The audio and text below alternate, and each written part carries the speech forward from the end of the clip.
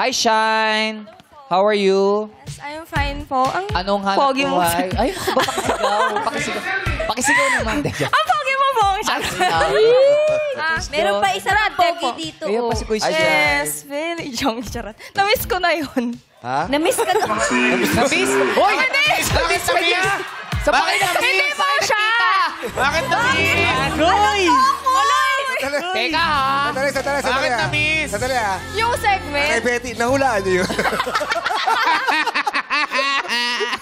Nabis! Ano sinasabi mo na, miss? Sa ano? Hindi yung segment na yun. Billy Jong, Billy Jong, Billy Jong. Ah, yung segment. Billy Joe! Billy Bong! Billy Yun eh. Ganun po. Charot. Wala.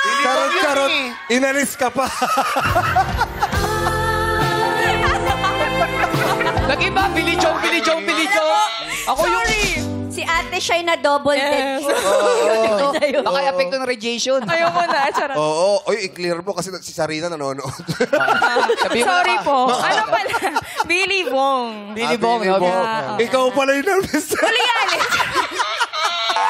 Alam mo, umalis tayo, lumipat tayo. Ayun na naman ni Billy. Ito naman to si Shine eh. Oh, ano bang trabaho ni Shine? Radtech po. Oo, huwag natin kausapin ito. Papahanap tayo nito. Oh, mahirap. Anniversary pa namin yung tahan niya. Radtech. Anong ginagawa ng isang Radtech? Yes.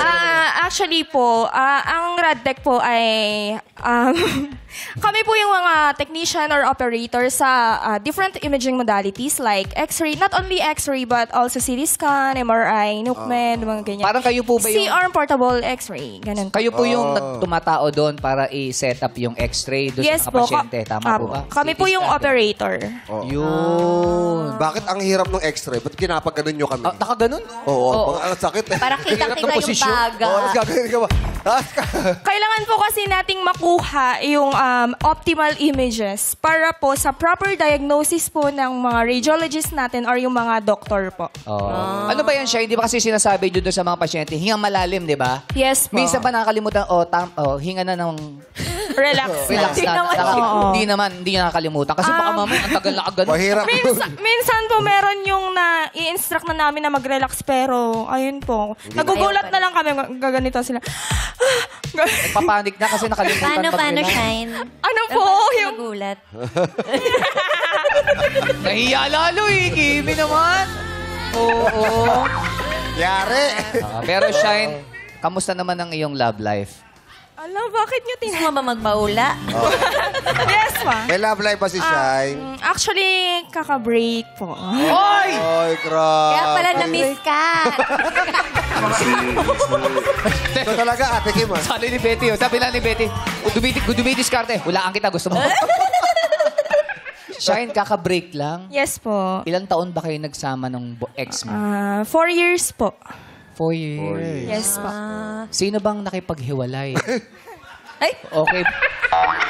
Pumuputok yung Happy mic. New Year. i-x-ray natin kasi Oh, Diyo, pumuputok yung mic. Mamalalim ang plema nito. hingang malalim. Sasagutin ko ba yun? Pero okay lang. Depende kung gusto mo sagutin, oh. Ako, Hindi, ako po. Huwag baka mamaya. Oo, baka nanonood siya. Hindi, naintindihan naman po niya. Okay. May understand. Mutual. Pero Yes. ilang ano na ba? Ilang linggo, buwan? Ano lang po nung July. Last month. Bago lang, freshly squeezed tomato.